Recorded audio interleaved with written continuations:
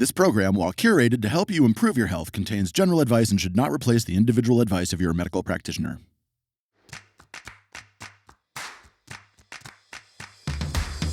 You cannot shame your way into wellness. You cannot obsess your way into health. Stress, anxiety, trauma, that stuff impacts your physiology. The research estimates that the majority of diets will fail. That's a lot of women that are going through some major issues. And they go to their doctor, they're told, you're just depressed, here's an antidepressant, or you're just getting older, you just need to live with it. In life, it's normal to have ups and downs. But what do we do when we get stuck? I've always been fascinated by the healing journey. Why do some people get better while others fail to make the shift?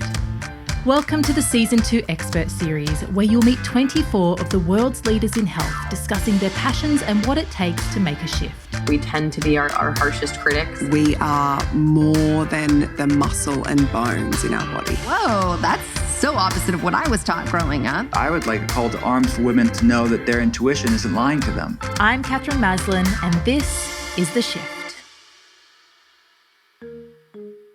Hi, I'm Katherine Maslin, naturopath, author, and host of The Shift. In the Expert Series, we share the insight, stories, and expertise of each of our amazing experts. We're talking doctors, authors, naturopaths, researchers, and thought leaders. You may have heard them on Season 2 of The Shift, where we took snippets of these interviews to put them together in the series for you. If you haven't listened to Season 2 yet, I'd highly recommend checking out Episode 1, which will give you an overview of what constitutes women's hormonal health and a sneak peek into the series. We'll provide a link in the show notes. In this episode of The Shift, we have Dr. Will Cole. Dr. Cole is a leading functional medicine expert and the founder of the first functional medicine telehealth centre in the world. He was one of the top 50 functional and integrative doctors in the nation and is a strong voice for whole person healthcare. Dr. Cole specialises in clinically investigating underlying factors of chronic disease and customising a functional medicine approach for thyroid issues, autoimmune, hormonal imbalances, digestive disorders, and brain problems.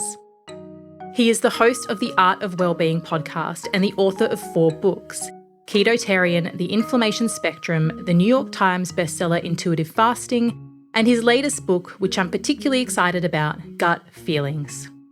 Dr. Cole is a wealth of information and shares very similar ideals to myself and the team at Shift, so I know you'll love this conversation. Let's get stuck right in. Dr. Will Cole, thank you so much for joining me on The Shift. You are an absolute trailblazer when it comes to all things health, wellness, and functional medicine, so I'm really excited to have this conversation with you. For those that don't know you, can you just start with introducing yourself, letting us know a little bit about what you do? Yeah, thank you so much. I am a functional medicine practitioner, so my day job, so to speak, is we've started one of the first functional medicine telehealth centers in the world over 12 years ago. So I've really not changed. I'm a guy of consistency and routine. So from 8 a.m. to 6 p.m., I consult people via webcam, and we drop ship labs wherever they're at and really give them a functional medicine perspective on their case. If we had to encapsulate the type of cases that we see, we deal a lot with autoimmune cases, and that can manifest in many different ways, but a lot of autoimmune thyroid issues, chronic fatigue issues, autoimmune digestive problems, and different autoimmune hormonal problems too.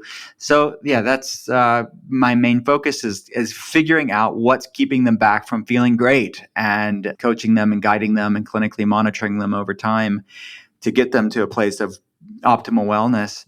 And so that's my main focus. And then I write books about this stuff too, because when you're immersed in clinical practice all day long, the stuff kind of flows out from you, which I'm sure you know very well. So I've written 3 books at this point about this. Ketotorian is my first book. It's a mostly plant-based, clean keto way of eating. And then my second book is The Inflammation Spectrum, which really delves into how inflammation exists on a spectrum, a continuum of different inflammatory problems. And then my newest book is called Intuitive Fasting, which is about exploring fasting and intuition and what that means and how I use all of these tools in my practice with my patients.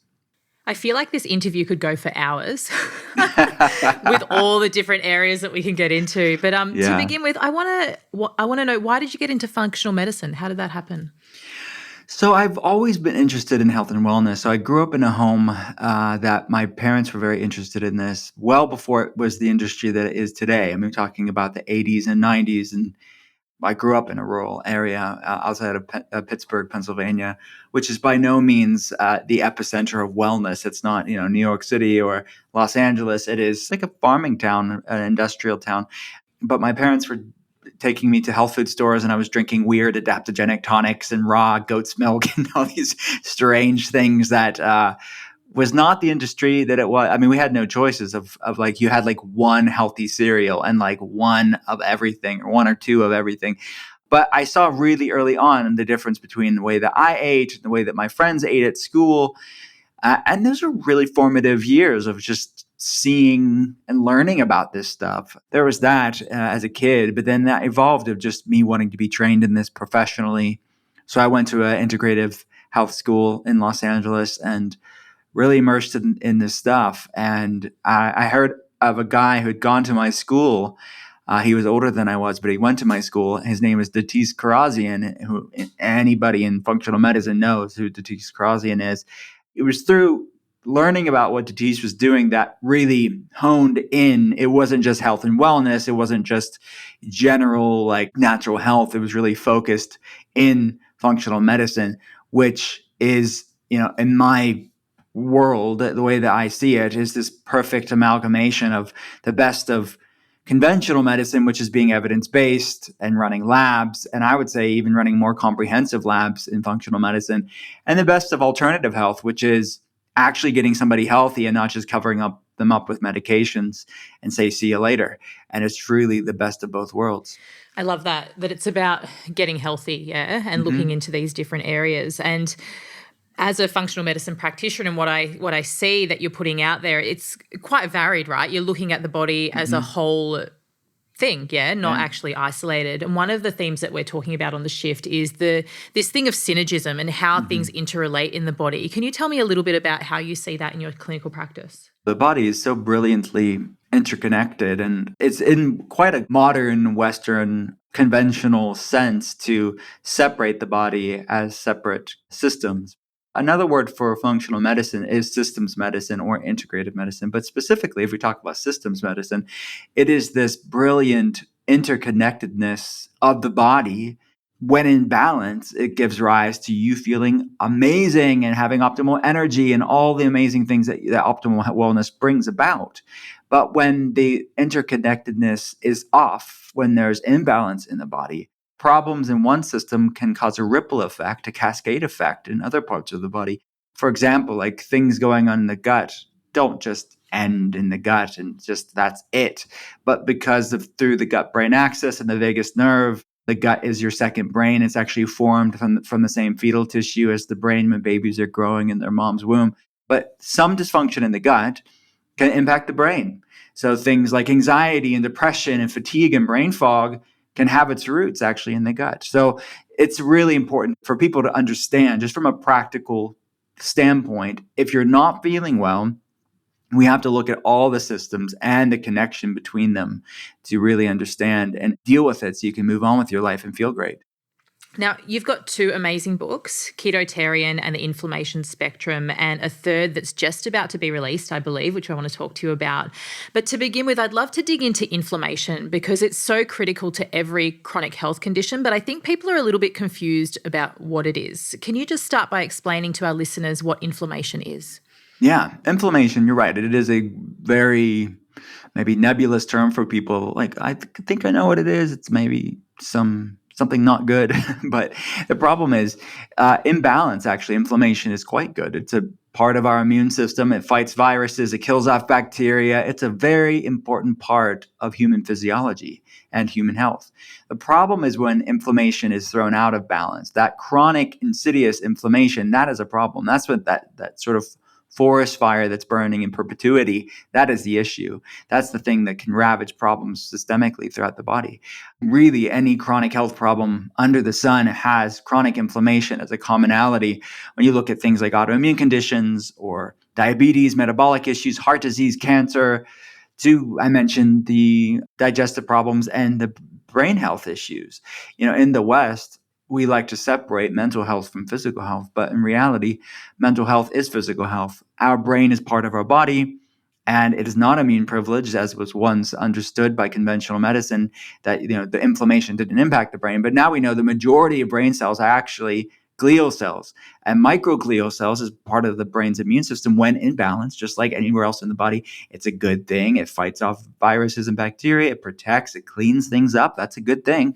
But when inflammation in the brain is thrown out of balance, those microglial cells wreak an inflammatory cascade havoc in the brain. And this is linked to neuroinflammation, is linked to things like anxiety and depression and fatigue and brain fog and many other neurological inflammatory problems, and specifically autoimmune inflammatory problems, things like MS and Parkinson's, et cetera. So yes, the inflammation has to be understood, because all those things I just mentioned is sadly the majority of the human race. When you're talking with autoimmune conditions, metabolic issues, and brain health issues, that's most people, sadly. But it exists on a spectrum. So that's really what I wanted to explore in the inflammation spectrum in my second book, of how it exists on a spectrum. It's something that you and I both see all the time clinically with patients, and giving people tools, because people think, it's my lot in life to deal with these issues. But while these numbers of health problems are growing like never before, the other side of that coin is that we understand these issues like never before, because the amount of cases that we see and the amount of research that's coming out, born out of necessity, because these things are growing, we understand it a lot more than our parents' generation, our grandparents' generation, and we're talking about it more too, which many families just ignored it and didn't talk about it. They didn't go to the doctors, and now they have amazing events like this one to really have agency over their health. They don't have to be a statistic. They don't have to trend in the direction that their parents or grandparents did. They can actually do something about it. But you have to know what you're dealing with to do something about it.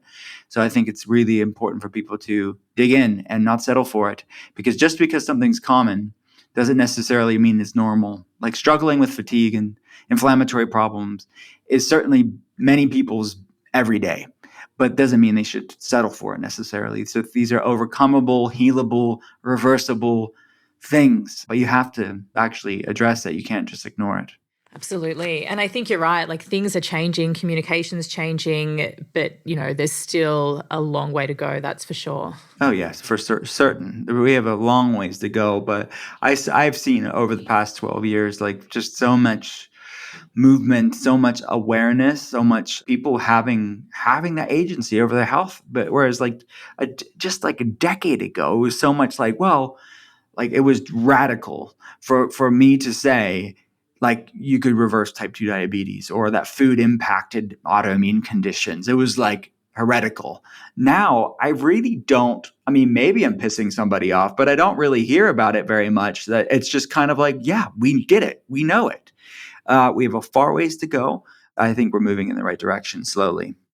Now, in your book, you talk about these different spectrums of inflammation. Can you break it down for me? Yeah. So when I'm consulting patients online, it's easier because I'm there walking them through that. And a lot of our job in functional medicine, and anybody that's in patient care, it's education is a big part of what we do. But when you're the educator and the clinician and you're there to walk through it, you can kind of control these things.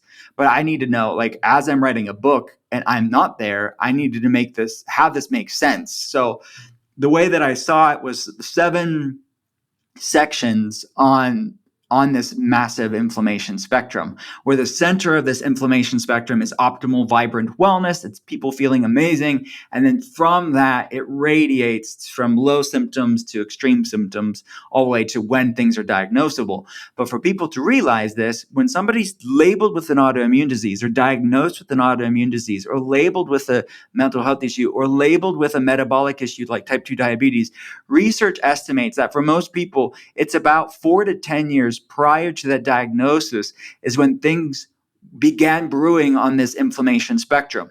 So it didn't happen overnight.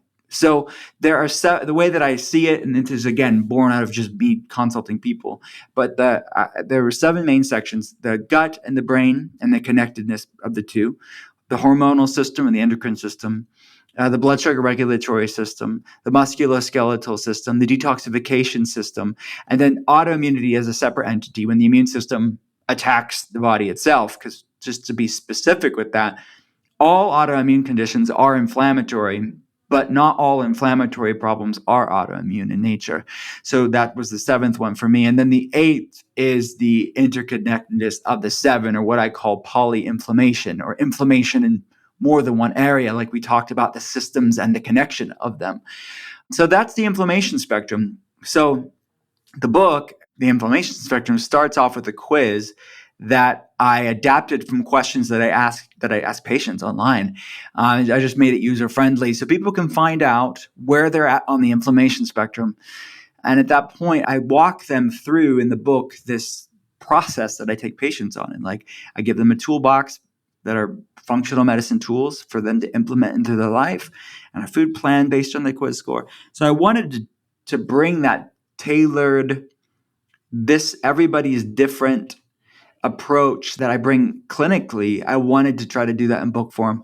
And obviously I can't bring every variable under the sun, right? There's no replacement for a good solid health history and labs and really being tailored.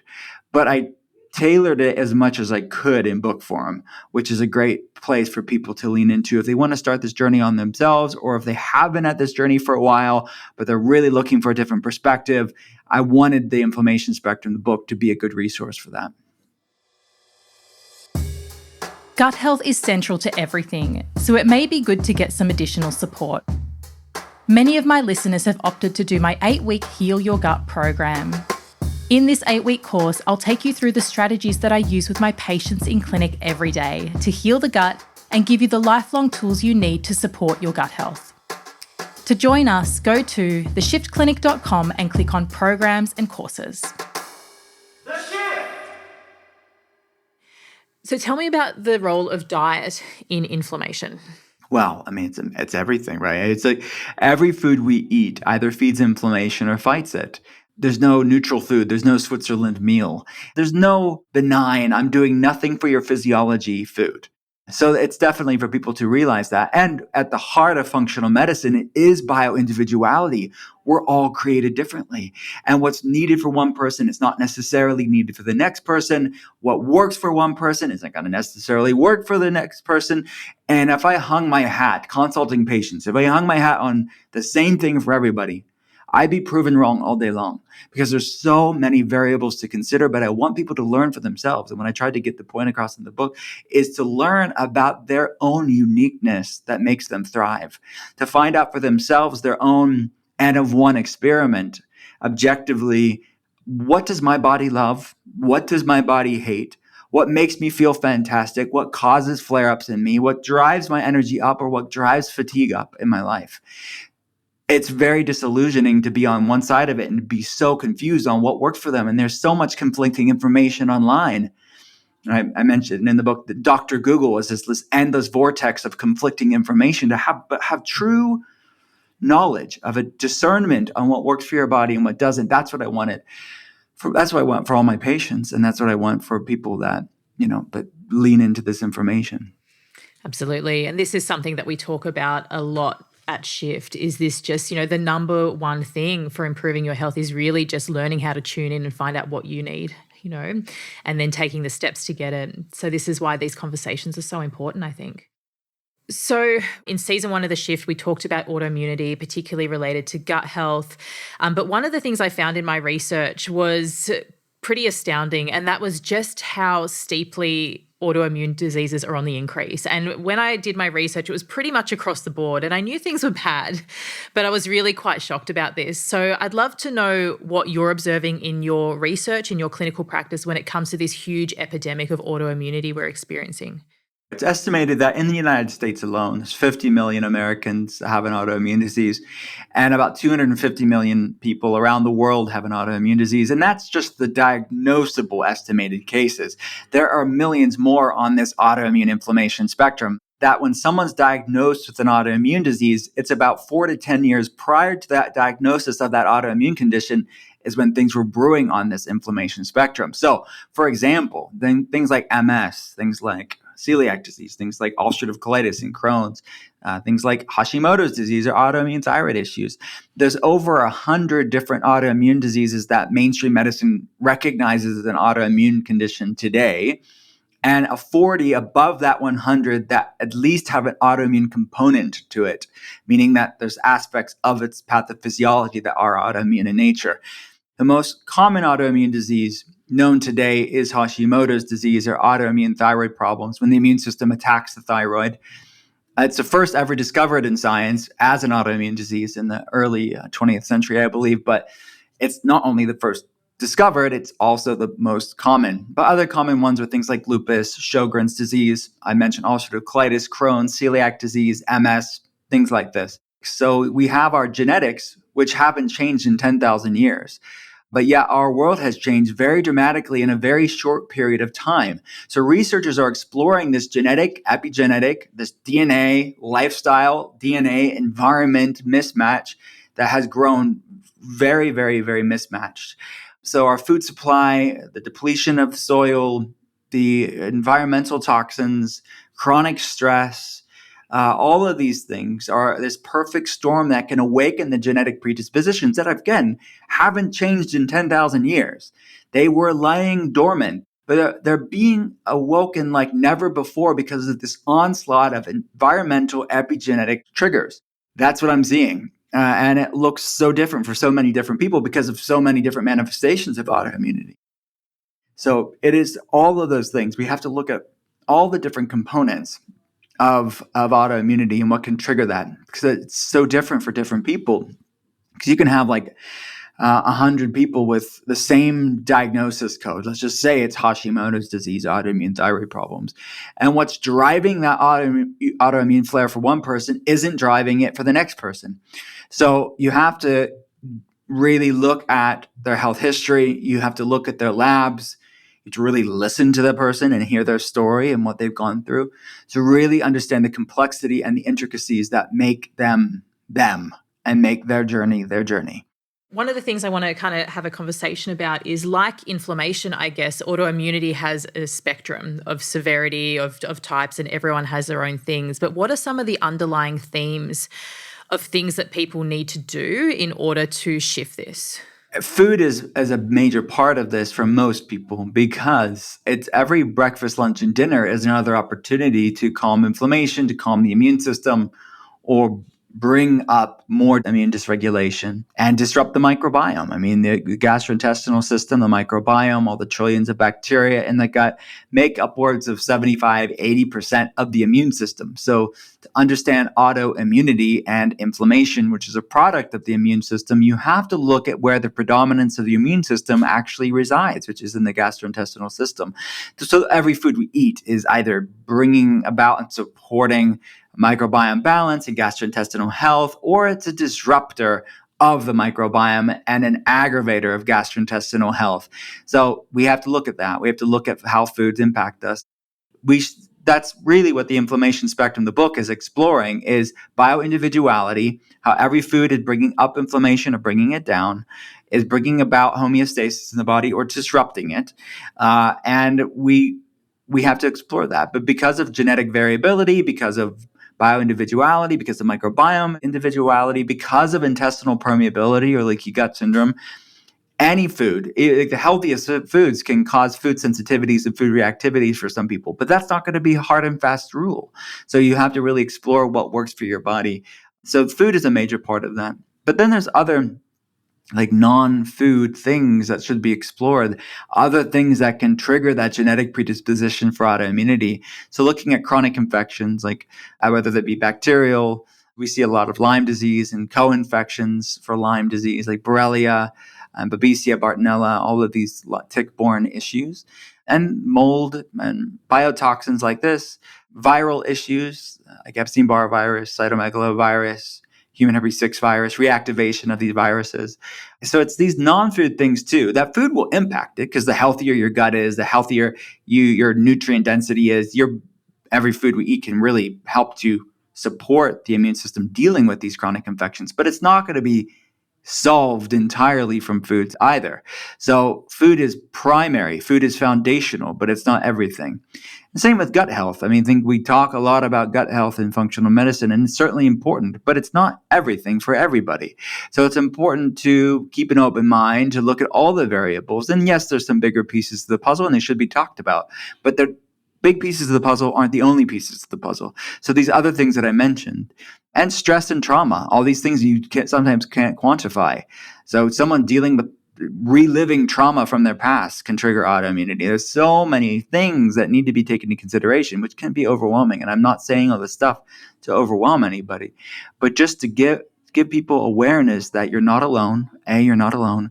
And B, there are many people going through this, and these are people that can overcome these things and support these things and deal with these things. So, but again, back to my earlier statement, you have to know what you're dealing with to do something about it. And many people are shooting in the dark, trying to do the right thing, trying to figure this out. Dr. Gould is giving them all these different types of information. What's right for them? And that's really the question, is people to discover what's right for them. Absolutely. I want to move into talking a little bit about weight loss, excess weight, difficulty losing weight, all of that kind of stuff. I want to go into the emotional aspects of this, but first of all, let's just talk about physiologically what's going on in the body. So if somebody has excess weight in their body, what does it actually do to their body? It's a bit of a chicken or the egg analogy, because in functional medicine, we really, at the ultimate root cause level of it, we typically would see this as somebody having to get healthy to lose weight, not losing weight to get healthy. So ultimately, for most people, we would see the weight loss resistance or the weight gain as a symptom of something bigger, a check engine light of something going on underneath.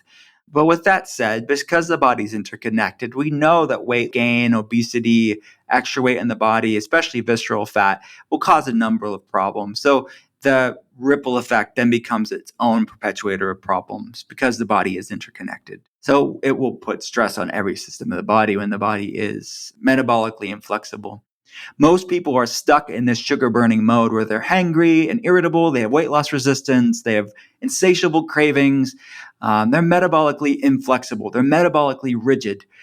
And one of the core things that someone has to do to become a fat burner and to burn fat is gain metabolic flexibility, to be able to burn fat and burn sugar for fuel, have the flexibility of both. In the research, there's some studies that refer to metabolic inflexibility as metabolic indecision, which I kind of like that. It's like the metabolism can't decide like what to do. It's kind of just in a state of, paralysis of analysis. It's not able to really do much for you. And we are using in intuitive fasting, and this is a tool, again, this is just with patients that I just have seen the amazing tool of fasting to gain metabolic flexibility. It's a wondrous tool, but use it in a flexible way. Use it in an intuitive way. Because I actually want people to get to a place of intuitive eating and just a knowingness of intuition beyond food, of just what does your body love? I want people to learn that for themselves, to really have a knowingness of what works for your body. And many people are really stuck in this weight loss resistance and can't lose weight. And it's so difficult because their body is so metabolically inflexible. So that is the problem with weight gain or weight loss resistance.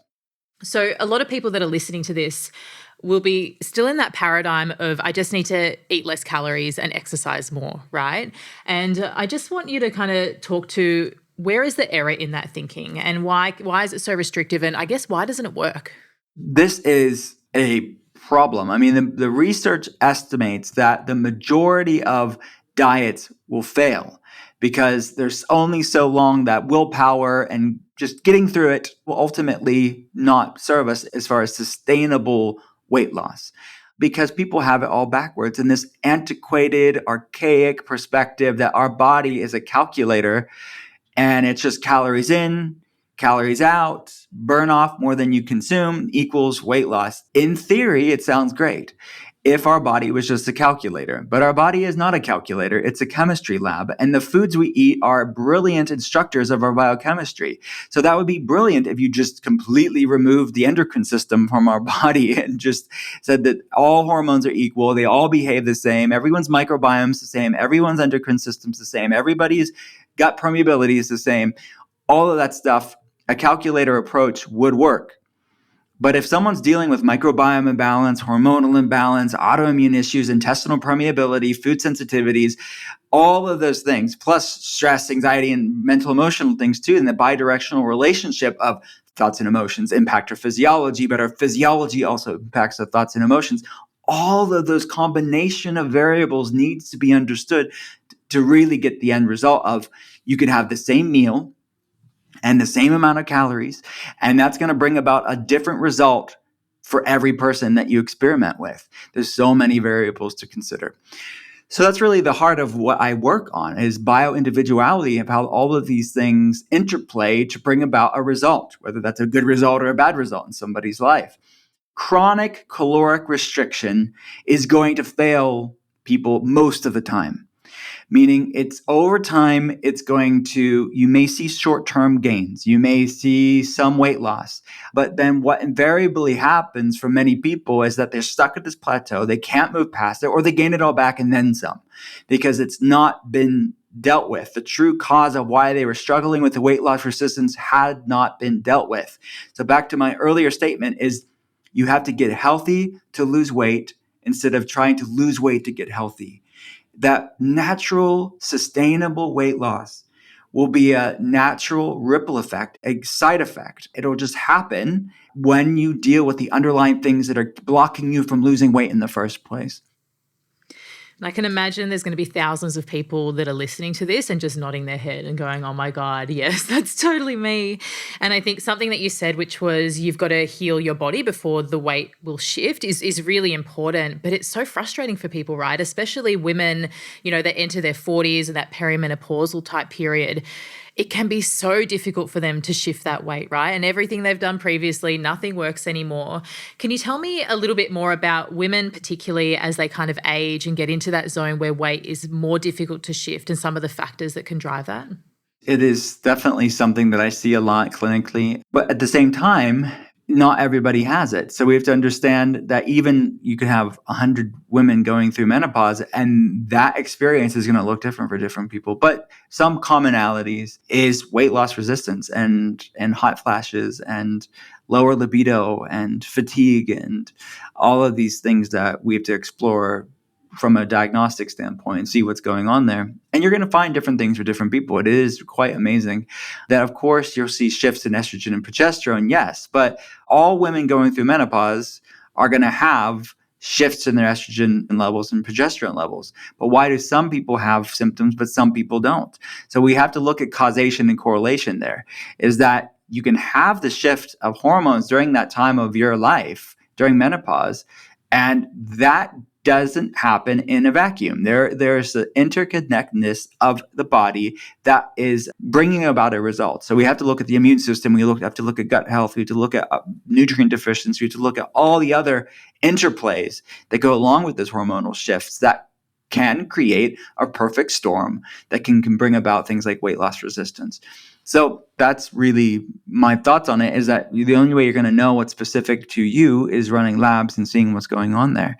In lieu of labs, I think that one thing for people to explore is doing things in your life that creates balance, because impediments of balance will make it very difficult to feel great. So if your body is out of balance in some way, then you can start leaning into the tools or some very simple things to start bringing about more balance. And what I've seen is that people can really dramatically improve their health in major ways on their own. And then if they're stuck at a plateau or if they're not seeing the changes they're looking to see, I think that's when labs come in. That's when good health history and seeing a functional medicine practitioner, seeing a naturopath, or seeing somebody that's experienced in this stuff. There's a time and place for that. But what a cool time that we live in today, that they can hear information like they're hearing right now, or get a book or something like that to start leaning into this information, because the body is amazingly resilient. As I mentioned that earlier, that Paracelsus reference of fasting as the physician within. People should start tapping into that physician within first, because ultimately that's the first step for anybody, is just allowing the body to heal on its own. I think too, if somebody's losing weight and they're tracking along okay and then they plateau, it's really a call to arms to look further and go, okay, well, the body's now saying what else? What else is there? What else needs to change to reach that next level? And I think people just get stuck in, that negative mindset of, I'm doing everything and nothing's changing, etc. But it's just being curious and trying to access the information and see someone that can actually help you to get to that next level. Yeah, absolutely. So many people, especially women, this happens around the world, really. In the United States, it happens in Australia, it happens any Western country. We're talking about women's hormones, we're talking about autoimmunity. And let's talk about the connection between the two there. I mean, many people on this autoimmune inflammation spectrum, that autoimmunity and those inflammatory problems are impacting the endocrine system. So we see a lot of women with endometriosis and adenomyosis and, of course, Hashimoto's disease, or people that are on that spectrum where they're not overtly diagnosable by conventional medicine's criteria, but they have these autoimmune components to their hormonal problems. So this collision of their immune system / inflammation and the endocrine system, the hormonal system, is really a growing issue in our world that many people fall through the cracks of conventional medicine. And because this is impacting women, and just look at all autoimmunity, for the most part, it's way more women than men, with a few exceptions to that, like ankylosing spondylitis, I think is more men than women. But the most autoimmune conditions are impacting women more than men. And of course, female hormone problems are impacting women. So you look at both of those things, that's a lot of women that are going through some major issues. And they go to their doctor, their conventional doctor, and with the best of intentions, I'm sure, they're told, you're just depressed, here's an antidepressant, or you're just getting older, you just need to live with it. And their intuition knows better. But yet when you're told you're just depressed, or you're told you should just settle for it long enough, many people just do. And I want to maybe, like you said, a call to arms. I would like a call to arms for women around the world to know that their intuition isn't lying to them. That it's just because something's common doesn't necessarily mean it's normal. Growing health problems are certainly ubiquitous. It doesn't mean we should settle for it. Growing amount of prescription lists over the course of our life is certainly common, but should we settle for it? And I think that this systemic delegitimizing of women is a problem. And just saying, well, it's just, you're a hypochondriac, or you're worrying too much, or you just stress too much. Anybody's going to feel a little bit depressed when they feel this way. Anybody's going to feel stressed when they feel this way. Yeah, they're depressed and stressed, but why? It's because they're going through these real physiological health problems, but they're not even being explored. They're not even being explored largely in conventional medicine. They're just given an antidepressant and told, see you later, largely. And this is a major, major problem that people are going through. Can I ask a huge favour? If you like this podcast, the very best thing that you can do to support us is to leave a review on Apple Podcasts or a rating on Spotify. This will help to push us up in the charts, which gets us into the ears of more people just like you that are also trying to make their shift. Now, I know that we've spoken about some of the stuff from the book as we've kind of gone through, but just give me an overview of why you wrote the book, what it's about, and what people can get from it. So each book that I've written has been an exploration of different things that I explore with my patients clinically. So this is a deep dive into this concept of metabolic flexibility. People that are really struggling with weight loss resistance, trouble losing weight, people struggling with fatigue, people struggling with brain fog, people struggling with blood sugar problems, people struggling with different autoimmune issues. And there's so much literal and proverbial noise, meaning imbalance in their bodies, that they don't know what's up and what's down, because there is a innate balance sewn into nature of which we are a part of. We have the seasons, we have the ebb and flow of the tides, the pull of the moon and the tides of the ocean. We have this delicate balance within nature of which we are a part of, but many people are so divorced from connecting to that balance that they don't have any knowingness of what their body loves and what their body doesn't love, because there is this imbalance going in the body. And that imbalance, meaning that hormonal imbalance, the gut-brain imbalance, inflammation imbalance, which is an immune imbalance, all of these things are going on in the body, which is like a loud shouting on a physiological level, that they can't actually hear the still small voice of their intuition to actually know what their body needs to feel great. And I want people to actually get to a place of intuition, whether that be intuitive eating, intuitive fasting, intuitive being. And, when you see social media and, the people that are in the intuitive eating movement, they very rarely actually are helpful in the sense of how do you do that? Because when your body is in a state of imbalance, it is really hard to actually hear your intuition, because is it intuition or hormone imbalance? Is it intuition or hangriness? Is it intuition or stress eating? Is it intuition or inflammation? Like, stress eating is not intuitive eating. And you craving these things like junk food, and the cravings are real, but is that really intuition? Is that really going to make you feel good at the end of the day? No, that's your intuition actually wants to lead you to more balance so you can thrive. Things that make you feel bloated and fatigued and cause inflammation levels and messes your blood sugar up is not your intuition. So it's nice to say intuitive eating, but really, how do you get there? You actually have to create metabolic flexibility to actually truly hear what your body needs and have that deep discernment of what your body loves and doesn't love. So one way to do that is intermittent fasting, which on the outset, it may seem kind of counterintuitive. Like, how could fasting create metabolic flexibility? How could fasting create intuition?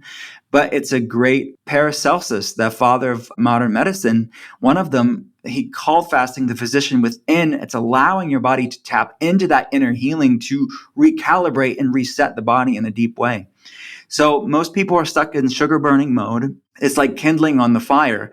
It's going to create some light, going to create some energy, but it's going to be short-lived. So you have to keep putting kindling on the fire to maintain that blaze, to maintain that light of energy throughout the day, or they're going to get hangry and irritable, and the light's going to go out and they're going to be fatigued and crash. And that's most people on a metabolic level. And sugar, refined carbohydrates, or even cleaner kindling like whole food, like smoothies and grains and sprouts and legumes, ultimately will break down into glucose too and impact your blood sugar. It's going to be cleaner kindling, but it's kindling nonetheless. The alternative is burning fat for fuel. It's putting a log on the fire. It's more sustainable. It's going to maintain that blaze throughout the day. But there's a time and place for both. There's a time and place to burn fat for fuel and put that log on the fire to have sustainable energy. And there's a time and place for clean kindling too. But I want people to have the option to burn both. Most people, their only option has been cleaner kindling or dirty kindling. And then to keep having 6 meals a day to maintain that blaze and snack just to maintain energy. But the alternative is both. And that's really what I want people to explore there, because when they have metabolic flexibility, that's a grace and a lightness to actually hear your intuition, to actually eat when you are hungry, eat until you're satiated, to know what foods make you feel great and know what foods don't make you feel great, to have that deep discernment on what their body loves and doesn't love. So that diet variation, or that ebbing and flowing of fasting and feasting windows, allows for metabolic flexibility. So it's sort of like a proverbial yoga class for your metabolism. It's like you're stretching and contracting during a hot yoga class. And at the end, it's the savasana. It's the let's just relax because we just did the work. And that's when we bring in more clean kindling, like clean carb cycling, like sweet potatoes and fruits and rice and things like that, which is great for your progesterone and your thyroid hormones. It's good for your gut microbiome balance. So there's a time and place for everything, and context matters. So a lot of times with the wellness world right now, there's so much tribalism, and they say, well, fasting's bad for women, or keto's bad for women, or you should be plant-based, or you should be keto and low carb. Well, where's the truth? The truth is typically somewhere in the middle, and it depends on how you're using it, when you're using it, who's using it, how often are you using it. So these are the questions that I'm exploring for people to use all these amazing tools in wellness, but in a way that works for them long-term, sustainably. So that's really what intuitive fasting is. It's really getting to a place of knowing your intuition using flexible intermittent fasting. I'm really excited about this book, and it sounds just a lot more balanced than, as you said, some of those kind of more hard lines, which is like everybody should have a 4-hour eating window. Everybody should do this, but it's just, really allowing people to work with what is good for them, which I think is really powerful. I want to just touch on something that you say a little bit, which is you can't heal a body you hate. Tell me a bit about that. You cannot shame your way into wellness. You cannot obsess your way into health. And so when I say you can't heal a body you hate, many people, well, let's just use fasting as an example, or any way of eating or fasting. It can be used for good or abused. And it's antithetical for sustainable health to use something like intermittent fasting as a form to punish yourself or fast your way out of a poor diet. So I talk about that at length in intuitive fasting, that this is really not what I'm talking about at all. Sustainable wellness has to be born out of a grace and lightness, and using self-care as a form of self-respect, and instead of being super arduous and punitive and going to punish your body because you ate something that wasn't healthy and you're just going to starve yourself. This is not healthy. This is going to become an eating disorder disguised as a wellness practice, and that is not good. So people have to check their heads, check their hearts, and check their relationship with their body, check their relationship with food to really why they're doing these things. Because a healthy way of eating can be good or it can be abused. Flexible intermittent fasting can be good or it can be abused. Really anything. Exercise can be good or it can be abused. So I want there to be, instead of this, oh my gosh, I can't have all these things and those foods are bad and these are good and I just have to do this, but I'm really resenting it because I miss all these foods that aren't good for me. It's not about that. That's going to be the dieting consciousness that fails most people. Instead of really shifting your paradigm and having a full awareness shift to being, okay, this isn't about all the things I can't have. I can have whatever I want. I can have anything that I want. But I love feeling better more than I miss a food that makes me feel really lousy. And even if I go and eat the food that makes me feel really lousy, I'm not going to beat myself up. I'm actually going to use that food, that time of eating something that made me feel really lousy. I'm going to actually use that time to check in with my body, use it as a mindfulness practice to say, how did that serve me? How do I feel? Do I feel inflamed? How's my digestion? How's my energy levels? Do I feel fatigued? Be introspective and use it as an awareness exercise to see if it's worth it or not. And for some people, maybe it's a little bit of a flare or a little bit of inflammation, a little bit of whatever, and it's okay. It's going to be fine. Then you don't beat yourself up and you eat it and move on. And you don't shame yourself or obsess yourself over what's gone. Or you may learn that was really not worth it. And I won't do that again, because it's not that I can't have it. It's that, no, I love feeling so good that I won't trade it in for feeling lousy. And as the person leans into that awareness of you can't heal a body you hate and growing into that practice of resonating from that place, you will have a grace and a lightness that will serve you, because it won't be about a diet. It won't be about a program. It'll just be about operating from a place of intuition. So that's what I mean by you can't heal a body you hate.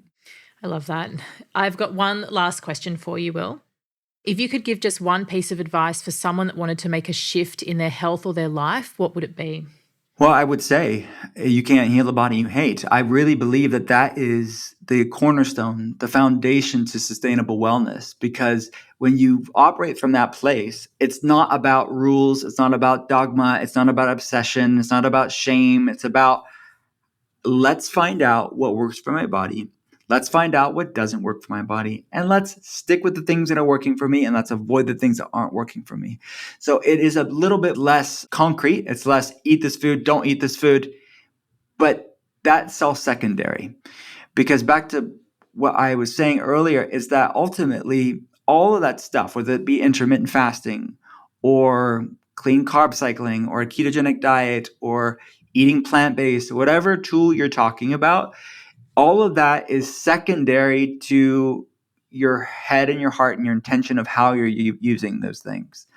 Because if you're going in and using intermittent fasting or a way of eating with stress and striving and shame, it's going to be short-lived. Even if that thing's amazing, it's going to be such a short source of shame and obsession and dread that it probably will be short-lived. And even if it is sustainable, it'll be such a miserable existence to go through and do that. But if you really get your head and your heart right, and you really heal your relationship with your body, heal your relationship with food, even if it's not perfect, and let me just be clear on that, is that doesn't mean that you're perfect and then that's when you go and change the foods that you have. I just mean let's start that healing process and at least be conscious of that and then lean into the practice. So doesn't mean you have to be perfect to then do something about food or fasting, but you at least have to start to have that like grace and forgiveness and for all the things that may be in the past that you've done that haven't served you, and start to healing that maybe trauma you have with yourself or your past. Start that process, then lean into these things, because it is a bidirectional relationship, meaning that stress, anxiety, trauma, that stuff impacts your physiology. But conversely, your physiology will impact that too. So both need to be dealt with. Both that journey needs to be dealt with on both sides of the coin. And it really starts, in my opinion, with getting that relationship with your body and food first. Dr. Will Cole, thank you so much for joining us on The Shift. I can't wait until your new book comes out, and thank you so much for all the good work you do in the world. Thanks so much for having me. There was so much amazing information in this episode, but here are a few of the standout points that I loved and what action you can take as a result of this. When we are developing in the womb, our enteric nervous system that supplies the gut is made from the same tissue as the central nervous system, which of course supplies the brain. This is one of the reasons we have such a strong gut-brain connection, and that stress and nervous tension will lead to gut health issues down the line. Inflammation is actually good for us in normal circumstances, but when it happens chronically in the body, it can lead to tissue damage and immune dysfunction. I like Dr. Cole's analogy of the forest fire that is out of control. Like this, inflammation can lead to damage across the entire body. Many people lack the metabolic flexibility required to maintain a healthy weight. It's about teaching your body to either use carbohydrates or fat for fuel and changing your metabolism as a result. I'd check out Dr. Cole's book, Intuitive Eating, for more on this topic. Learning is great, but action is better. Here are a few things that you could do as a result of listening to this conversation in order to help you make a shift in your health and your life. When we are eating, we are either causing inflammation or preventing it. Likewise, when you eat a food, you can either be supporting immune function or impairing it. Yes, food is important, but I think that taking this lens can really help us to make better choices when it comes to our healing. Learn what foods work for your body. Start to raise your consciousness about what you eat day to day. We need to learn to operate from a place of intuition when it comes to our bodies.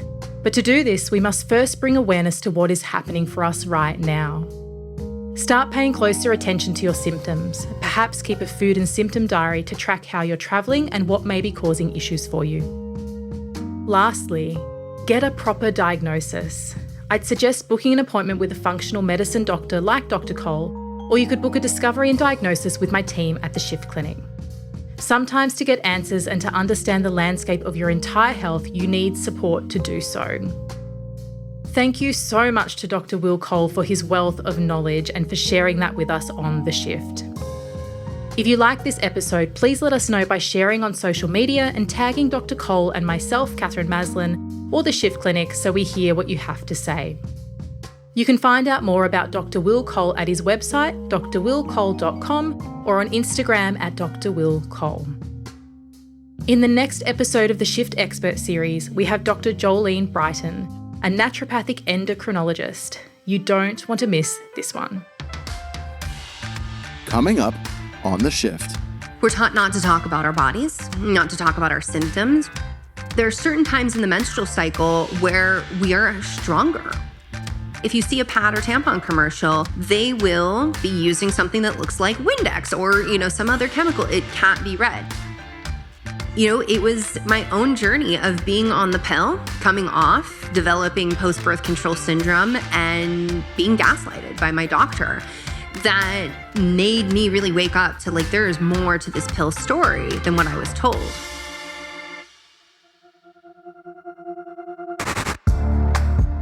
This series is a production of the Shift Clinic, hosted by Katherine Maslin. Music and sound design by Shade Furlong. Thank you to all of our experts. For more details on them, go to theshiftclinic.com.